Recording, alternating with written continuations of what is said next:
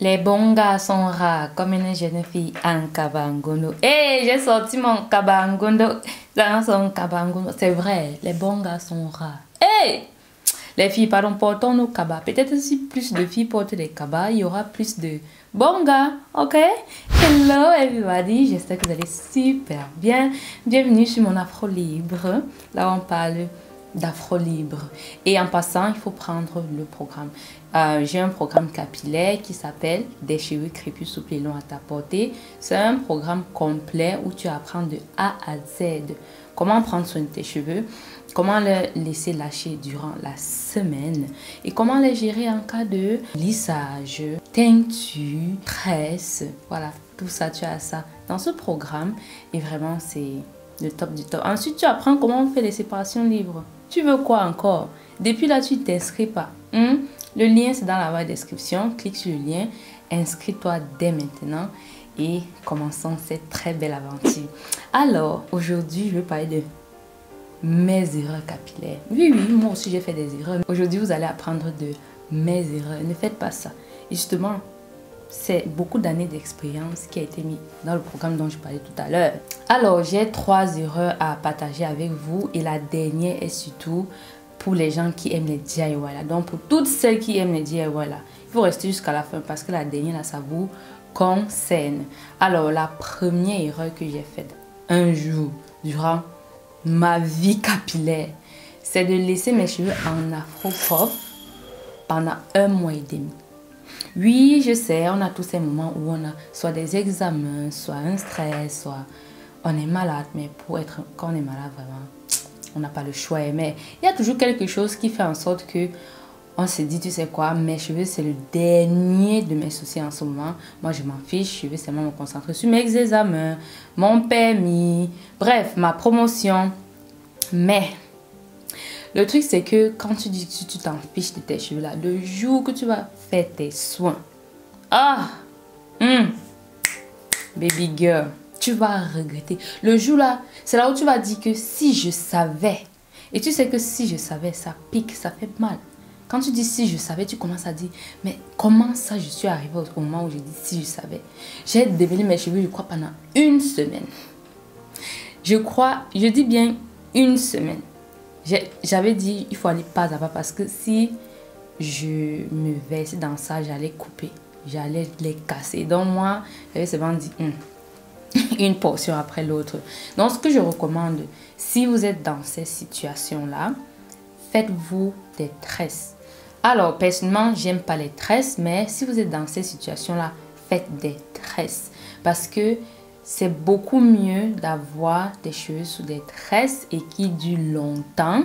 Même si ce n'est pas recommandé, vous savez, je ne recommande absolument pas ça. Mais si on mesure les dégâts des cheveux en afro-puff pendant 2 mois et des cheveux sous des tresses, les dégâts sont plus accentués sur les cheveux qu'on a laissés en afro-puff. Tandis que sur les cheveux qu'on a fait au moins des tresses, 4 grosses tresses, 4 grosses nattes ou encore même des rastas. Mais non, les rastas, Et après ça, oui, il y aura un peu plus de casque d'habitude, mais ce sera beaucoup moins que si vous dormez chaque jour en afro-puff. Parce que l'afro-puff, vraiment, c'est une coiffure qui te pousse à dormir sans faire tes grosses nattes le soir. Et je sais, quand on est dans ces périodes où on est dans les 15-20 cm d'afro-puff, c'est la coiffure à faire.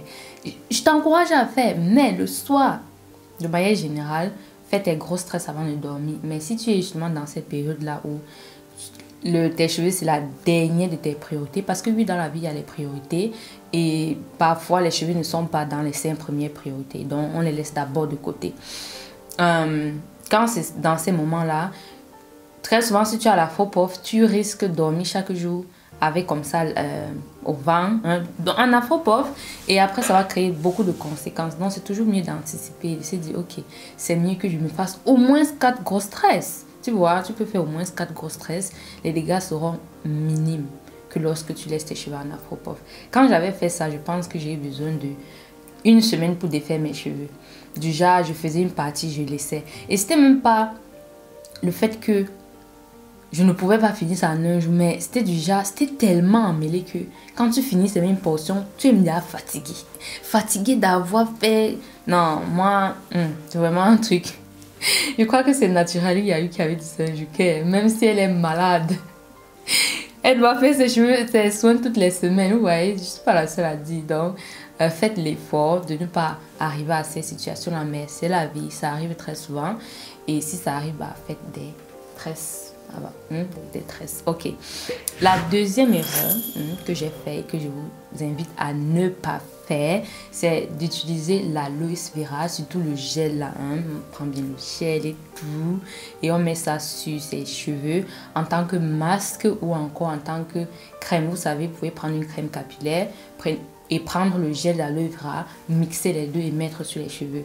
Ce n'est du tout pas bien. En tout cas, de manière générale, lorsque vous êtes dans un pays tropical, évitez les émollients filmogènes hydrophiles. En fait, ce sont tous ces ingrédients-là qui absorbent l'eau.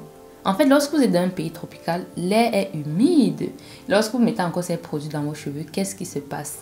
Tous ces produits-là, par exemple l'aloe vera, ça absorbe l'eau qui est dans l'atmosphère.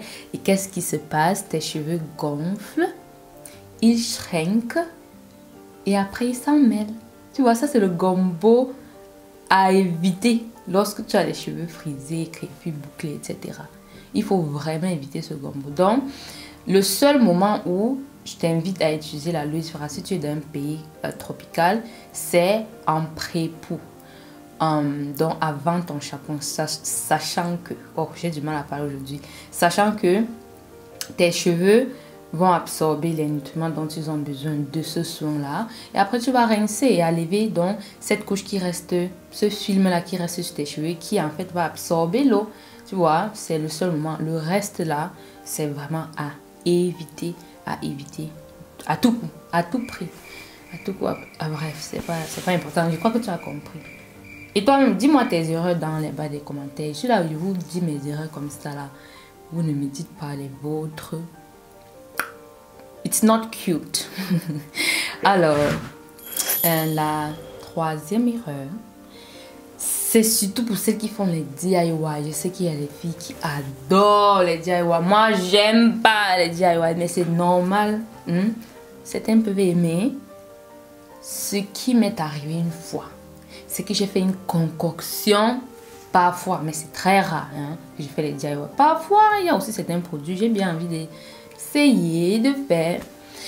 Et une fois, je ne sais pas quelle poudre, je crois que c'était Guimau, je ne sais pas quelle poudre, je ne sais pas quelle poudre j'ai utilisé. Et ça m'a laissé les résidus dans les cheveux. Il faut savoir que j'ai une forte densité. J'ai un gros volume, comme vous aimez beaucoup dire. Quand ils disent ça, c'est dit gros volume, c'est ça qu'elle comprend. Et quand vous avez des résidus dans les cheveux, vous avez des cheveux volumineux. C'est la catastrophe. Et le pire, les conséquences de ça, c'est non seulement vos cheveux ne sont pas donc propres et vous êtes donc mal à l'aise et tout ça tombe. C'est comme si vous êtes la pluie. Tu touches tes cheveux, ça se verse là. La deuxième chose, c'est que ces résidus-là créent des nœuds. C'est là-bas que tes cheveux vont former les single knots, les nœuds de fée. Là, sur ces endroits-là, tes cheveux forment des nœuds de fée ou encore ils s'en mêlent entre eux. La troisième chose, c'est que tu vas au fur et à mesure créer une sécheresse chronique dans tes cheveux.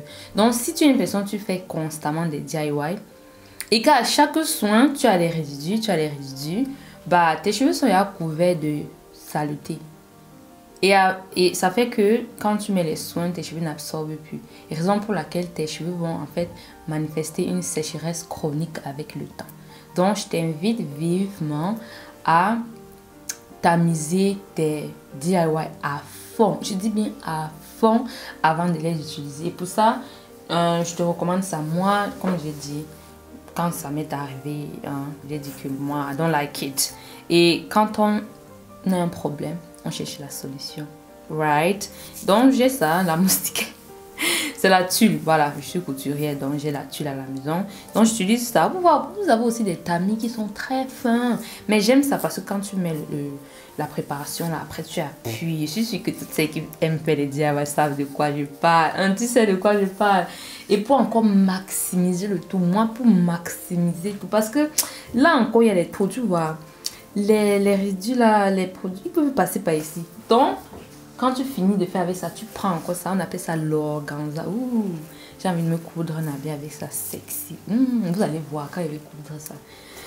Mais depuis j'ai dit ça, je ne coupe pas. Voilà, vous prenez encore ça, l'organza, et vous passez encore ça là-dessus. Donc, d'abord ici, ensuite sur l'organza. Et vous êtes sûr qu'il n'y aura pas de résidus. Parce que les résidus là, ça crée trop de problèmes. Les nœuds, la sécheresse. Vraiment. Et en plus, vous avez l'impression d'être sale parce que c'est un peu comme si vous êtes sale. Parce qu'il y a des trucs là sur vos cheveux qui se baladent. Tu portes l'habit blanc, tu touches ta tête, ça se balade. Donc, c'est un peu ça. Et je vais vous donner un bonus.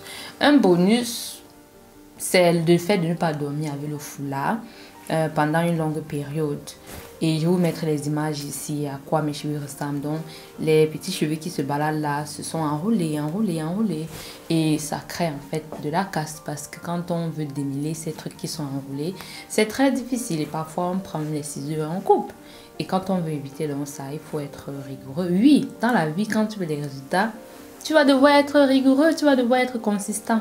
C'est ça la vie. Arrêtez de chercher la solution magique, ça n'existe pas. C'est la consistance. Hein? Il faut être constant. Sinon, on n'a pas le résultat. Ok, voilà. C'était quelques erreurs que j'ai faites durant ce parcours et que je n'aimerais pas que vous répétez la même chose. Ok. Alors, c'était tout pour moi. Et je vais encore dire, inscris-toi aujourd'hui au programme des cheveux crépus souples et longs à ta portée. C'est vraiment le programme qu'il te faut pour dire adieu à la sécheresse, aux cheveux qui s'en mêlent beaucoup durant la semaine, qui shrinkent, toi tu ne comprends pas pourquoi. Dedans, je t'explique pourquoi tes cheveux shrinkent comme ça. Tu vas voir, tu vas apprendre à connaître tes cheveux, à les manipuler et enfin pouvoir dire ce qu'ils aiment, ce qu'ils n'aiment pas et non pas. Tu vois, parfois quelqu'un prend soin de ses cheveux pendant 3 ans, tu dis tes cheveux aiment quoi? Il dit oh, non, tu peux pas après 3 ans ne pas connaître ce que tes cheveux aiment, ce qu'ils n'aiment pas, leur texture, ce qui te manque quelque chose. Donc rejoins-nous et on va passer au next level. On va avoir des cheveux qui sont magnifiques avec des locks libres. Voilà. Les jeunes garçons, les bons garçons rares, comme une jeune fille en cabangono ou dans son cabangono. Un joli caban. Merci ma Véro. Bisous, bye.